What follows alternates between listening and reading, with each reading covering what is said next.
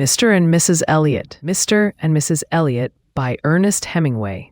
Mr. and Mrs. Elliott tried very hard to have a baby. They tried as often as Mrs. Elliott could stand it. They tried in Boston after they were married, and they tried coming over on the boat. They did not try very often on the boat because Mrs. Elliott was quite sick.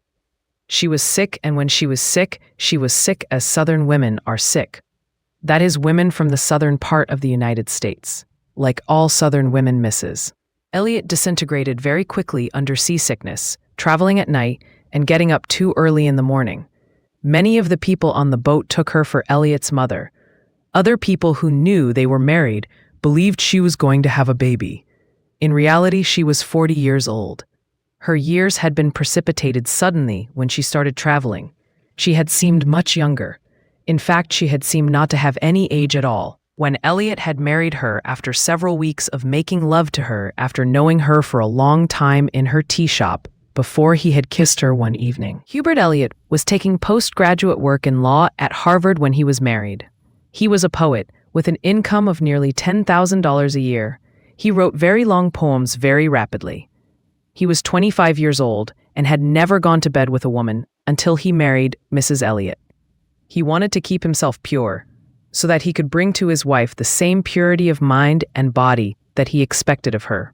He called it to himself living straight. He had been in love with various girls before he kissed Mrs. Elliott, and always told them sooner or later that he had led a clean life. Nearly all the girls lost interest in him. He was shocked and really horrified at the way girls would become engaged to and marry men whom they must know had dragged themselves through the gutter. He once tried to warn a girl he knew against a man of whom he had almost proof that he had been a rotter at college, and a very unpleasant incident had resulted. Mrs. Elliott's name was Cornelia. She had taught him to call her Calatina, which was her family nickname in the South. His mother cried when he brought Cornelia home after their marriage, but brightened very much when she learned they were going to live abroad. Cornelia had said, "You dear sweet boy," and held him closer than ever when he had told her how he had kept himself clean for her. Cornelia was pure too. "Kiss me again like that," she said. Hubert explained to her that he had learned that way of kissing from hearing a fellow tell a story once. He was delighted with his experiment, and they developed it as far as possible. Sometimes, when they had been kissing together a long time, Cornelia would ask him to tell her again that he had kept himself really straight for her. The declaration always set her off again. At first, Hubert had no idea of marrying Cornelia. He had never thought of her that way. She had been such a good friend of his, and then one day, in the little back room of the shop, they had been dancing to the gramophone, while her girlfriend was in the front of the shop, and she had looked up into his eyes, and he had kissed her. He could never remember just when it was decided that they were to be married, but they were married. They spent the night of the day they were married in a Boston hotel. They were both disappointed, but finally Cornelia went to sleep. Hubert could not sleep, and several times went out and walked up and down the corridor of the hotel in his new Jaeger bathrobe that he had bought for his wedding trip. As he walked, he saw all the pairs of shoes, small shoes and big shoes, outside the doors of the hotel rooms. This set his heart to pounding, and he hurried back to his own room, but Cornelia was asleep. He did not like to waken her, and soon everything was quite all right, and he slept peacefully. The next day they called on his mother, and the next day they sailed for Europe. It was possible to try to have a baby, but Cornelia could not attempt it very often, although they wanted a baby more than anything else in the world. They landed at Cherbourg and came to Paris. They tried to have a baby in Paris. Then they decided to go to Dijon, where there was summer school, and where a number of people who crossed on the boat with them had gone. They found there was nothing to do in Dijon. Hubert, however, was writing a great number of poems, and Cornelia typed them for him. They were all very long poems. He was very severe about mistakes, and would make her redo an entire page if there was one mistake. She cried a good deal, and they tried several times to have a baby before they left Dijon. They came to Paris, and most of their friends from the boat came back too.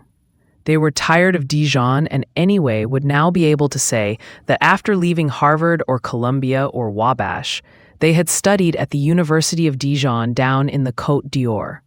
Many of them would have preferred to go to Languedoc, Montpellier, or Perpignan if there are universities there, but all those places are too far away. Dijon is only 4.5 hours from Paris, and there is a diner on the train. So they all sat around the Café du Dôme, avoiding the rotund across the street because it is always so full of foreigners, for a few days, and then the Elliotts rented a chateau in Thuinia through an advertisement in the New York Herald. Elliott had a number of friends by now, all of whom admired his poetry, and Mrs. Elliott had prevailed upon him to send over to Boston for her girlfriend, who had been in the tea shop. Mrs. Elliott became much brighter after her girlfriend came, and they had many good cries together. The girlfriend was several years older than Cornelia and called her Honey. She too came from a very old Southern family. The three of them, with several of Elliott's friends, who called him Hubie, went down to the chateau in Touraine. They found Touraine to be a very flat, hot country, very much like Kansas.